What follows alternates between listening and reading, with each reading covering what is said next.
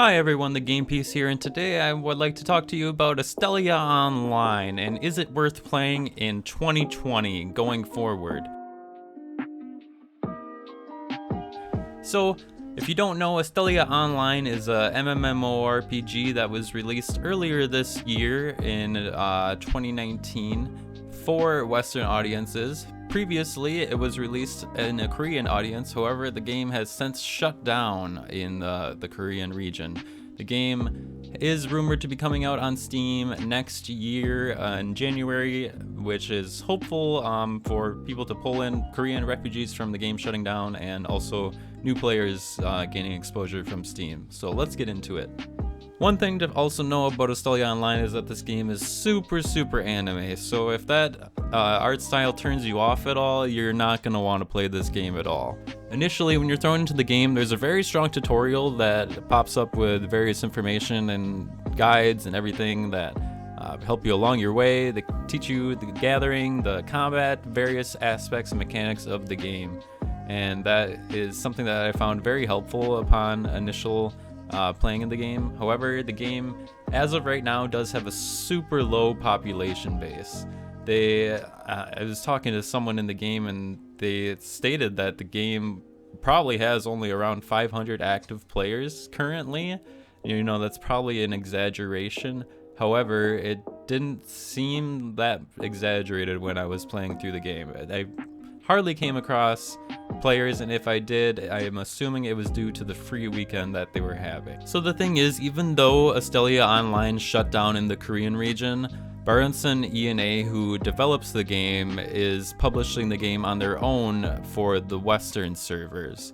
So that will have no effect on the game in the Western community. So they are also hopeful that with the potential upcoming Steam release, that they're going to recapture some of that Korean audience by adding in the Korean language option and also making it open platforms so the Koreans will be able to come in and play the game as well with the Western audience too. So they're hoping that that will boost the player population and numbers, but that doesn't help the fact that there hasn't been very much new content added to the game since it's been released in the Western version. There is not a whole lot to do once you reach the level cap. There is veteran dungeons or legendary dungeons that you can do to get better gear, but it's very RNG dependent. It's dependent on gear drops and as well as stat rolls, so there's double layers of RNG, so that'll take you a while, but once you're geared up, there really isn't a whole lot more to do. There isn't any endgame raids or endgame bosses that you can take on to make use of that better gear. It's really just doing the Coliseum arena modes and then also taking on those legendary dungeons time and time again to get, the better gear, and once you're geared up, that's pretty much it. There also is PvP, a large-scale PvP mode known as Avalon. However, the game is so poor on population numbers right now that I wasn't really able to dive into that too much. It doesn't seem like it's a very active game mode, however, due to the majority of the community of the game doing PvE sides of the content. One thing I do really enjoy about the game, though, is that it is very beautiful at times.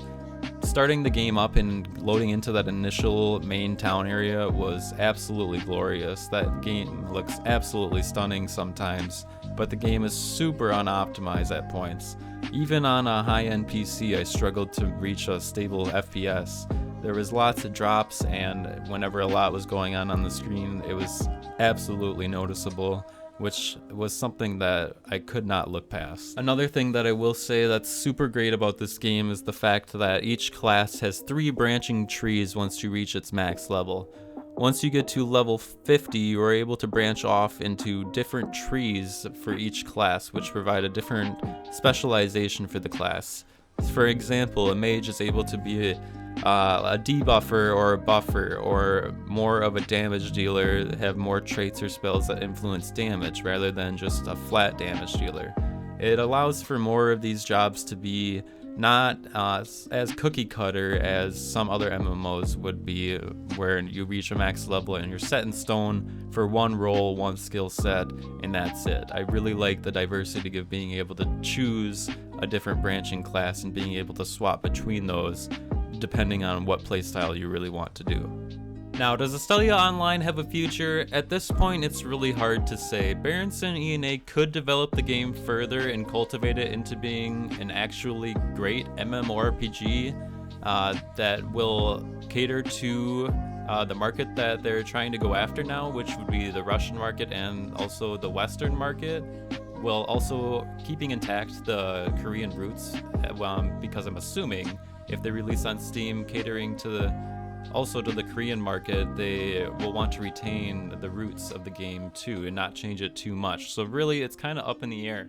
If they market it correctly and release it on Steam and do a good content push and develop more actual good endgame content for the game, I think that the game actually has a chance of surviving and even thriving in the future.